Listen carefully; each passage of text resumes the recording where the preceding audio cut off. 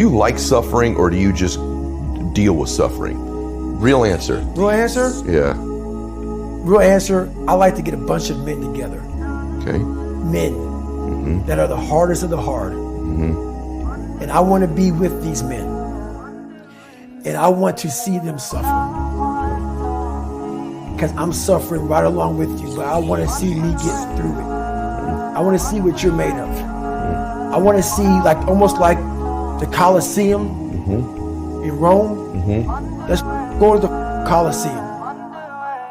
And the only way to see who the baddest is to suffer. You can't do it by writing a paper. So let's go.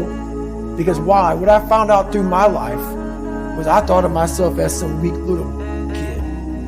And what I found out, and the only message I want to get across to people is, once you change one thing, your mindset, you can attack everything. And I find it fascinating. I'm fascinated because I'll be in these moments. I put these guys on some pedestal. Yeah.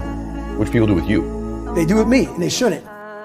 And I was this guy who was looking at this, my God, how are you guys just amazing? But once I worked my way up there, I said, my God, man, we can all compete. Let's go. So, do I like suffering? I like suffering in the way that is competitive, that brings out the absolute best in me and in everybody else. So like I want to see a man be defeated. I want to see a man get broken. I love these men. These men I love, but there's very few of them. There's very few of them. And there's very few that are willing to go there more than once. Everything was going well in my life.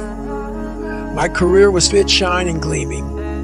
I made a name for myself in the sports world, and I had plans to get back onto the battlefield like a Navy SEAL should. But sometimes, even when you are doing everything right in life, storms appear and multiply. Chaos can and will descend without warning, and when, not if. That happens, there won't be anything you can do to stop it. If you're fortunate, the issues or injuries are relatively minor. And when those incidents crop up, it's on you to adjust and stay after it. If you get injured or other complications arise that prevent you from working on your primary passion, refocus your energy elsewhere. The activities we pursue tend to be our strengths because it's fun to do what we're great at. Very few people enjoy working on their weaknesses. So if you're a terrific runner with a knee injury that will prevent you from running for 12 weeks, that is a great time to get into yoga, increasing your flexibility and your overall strength, which will make you a better and less injury-prone athlete. If you're a guitar player with a broken hand, sit down at the keys and use your one good hand to become a more versatile musician. The point is not to allow a setback to shatter our focus or our detours to dictate our mindset. Always be ready to adjust, recalibrate, and stay after it to become better somehow. The sole reason I work out like I do isn't to prepare for and win ultra races. I don't have an athletic motive at all. It's to prepare my mind for life itself. Life will always be the most grueling endurance sport. And when you train hard, get uncomfortable, and callous your mind, you will become a more versatile competitor, trained to find a way forward no matter what. Because there will be times when life comes at you like a sledgehammer. Sometimes life hits you dead in the fucking heart. No matter who you are, life will present you similar opportunities where you can prove to be uncommon. There are people in all walks of life who relish those moments, and when I see them, I recognize them immediately because they're usually that motherfucker who's all by himself. It's the suit who's still at the office at midnight while everyone else is at the bar, or the badass who hits the gym directly after coming off a 48-hour out. She's the wildland firefighter who, instead of hitting her bedroll, sharpens her chainsaw after working a fire for 24 hours. That mentality is there for all of us. Man, woman, straight, gay, black, white, or purple fucking polka dot. All of us can be the person who flies all day and night only to arrive home to a filthy house, and instead of blaming family or roommates, cleans it up right then because they refuse to ignore duties undone. All over the world, amazing human beings like that exist. It doesn't take wearing a uniform. It's not about all the hard schools they graduated from, all their patches and medals. It's about wanting it like there's no tomorrow, because there might not be. It's about thinking of everybody else before yourself and developing your own code of ethics that sets you apart from others. One of those ethics is the drive to turn every negative into a positive. And then when shit starts flying, being prepared to lead from the front. For several years, I gave myself a way out. When you were 300 pounds? When I was 300 pounds, and I was only up until I was 24 years old. I would climb a mountain, I'd fall back down. I start climbing, I fall back down for the first 24 years of my life. I went to my first Hell Week, my second Hell Week, and then my third Hell Week came in SEAL training, and the CEO, Captain Bowen, looked at me. I'm on crutches, I'm all jacked up. He says, hey, this is your last time you're gonna go through bloods.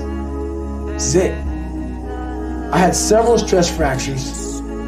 I had double pneumonia, I was jacked up, and he gave me a few months to heal. He said, this is your last time going through. I shouldn't even let you go back through. Wow. I started Navy SEAL training with stress fractures. Stress fractures, not splints. That's hard to finish. Stress fractures. Starting the hardest training, arguably the hardest training in the world with stress fractures. And this is when I started to not put a cap on the body if the mind is there. Every morning I would wake up at 3:30 in the morning, 4 o'clock in the morning, go to my dive cage, go in there before anybody saw me. I'd get duct tape, and I would tape from my forefoot all the way up to the mid of my calf, and I would put 2 black socks on. And so I ran not using the pivot. Oh my gosh. And I ran my hip flexors. So for the first 45 minutes to an hour, I was in absolute excruciating pain. But what motivated me through that whole process was the fact that this kid came from that. I'm in the hardest training in the world, in the worst shape of my entire life. What if I can graduate amongst these studs? Wow. All these guys around me are studs. They're stallions, they're gladiators in my class. They're all healthy, most of them. They're not broken like this. They may have some, everybody's sick going through that training. Yeah. But if I can graduate, it would change everything for me. If I can start the hardest training in the world, broken, and graduate. So my mind fed off of that. You are now, from the weakest man, you are now the hardest man to ever live. If you can do this. If you can do this. Life is one big mind game. And you're playing it with yourself. Is it true? I don't care. It got me through the hardest training, starting out broken. Where most people quit, I had just started. Wow. And when you take that mindset and you learn to flip that around, that's what made me powerful. And my body followed. And 3 months later, my stress fractures were healed by running on them. I realized that prejudice is everywhere. There is a piece of it in every person, in each and every organization. And if you are the only in any given situation, it's on you to decide how you're going to handle it, because you can't make it go away. For years, I used it to fuel me, because there's a lot of power in being the only. It forces you to juice your own resources and to believe in yourself in the face of unfair scrutiny. It increases the degree of difficulty, which makes every success that much sweeter. That's why I continually put myself in situations where I knew I would encounter it. I fed off being the only one in a room. I brought the war to people and watched my excellence explode small minds. I didn't sit back and cry about being the only. I took action, said go yourself, and used all the prejudice I felt as dynamite to blow up those walls.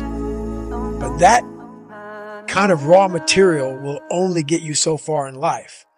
I was so confrontational, I created needless enemies along the way, and I believe that's what limited my access to the top SEAL teams. With my career at a crossroads, I didn't have time to dwell on those mistakes. I had to find higher ground and turn the negative I created into another positive. I didn't just accept land warfare duty. I was the best instructor I could possibly be. And on my own time, I created new opportunities for myself by launching my Ultra Quest, which revived my stalled career. Those scars are real. Those scars are proof that, your past is real. So they're never going to go away. I own them, but I'm proud of my childhood. I'm proud because without all of these lessons in life, and everybody says this, I mean it. I mean it, because I was able to look at my childhood and how I grew up as the ultimate training ground for my life. There has to be some people on this planet Earth who have my mentality. As gross as it is to some people, and as far off as it is and not understood, there has to be some people like me on this planet Earth. Has to be some warriors out there that are able to take this mindset and do something with it. So that right there, once you are able to look at your life and realize that all these bad things are actually the ultimate training ground for what you're going to, encounter in life, you start looking at your past very differently. This challenge for the unusual motherfuckers in this world.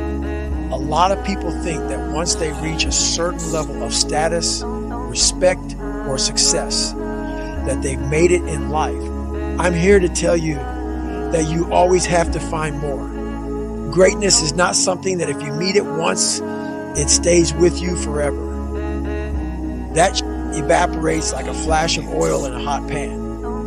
If you truly want to become uncommon amongst the uncommon, it will require sustaining greatness for a long period of time. It requires staying in constant pursuit and putting out unending effort. This may sound appealing, but will require everything you have to give and then some. Believe me, this is not for everyone because it will demand singular focus and may upset the balance in your life. That's what it takes to become a true overachiever. And if you are already surrounded by people who are at the top of their game, what are you going to do differently to stand out? It's easy to stand out amongst everyday people and be a big fish in a small pond. It is a much more difficult task when you are a wolf surrounded by wolves. This means not only getting into Wharton Business School, but being ranked #1 in your class. It means not just graduating Buzz, but becoming enlisted honor man in Army Ranger School, then going out and finishing Badwater. Porch the complacency you feel gathering around you, your co-workers and teammates in that rare air. Continue to put obstacles in front of yourself, because that's where you'll find the friction that will help you grow even stronger. Before you know it, you will stand alone,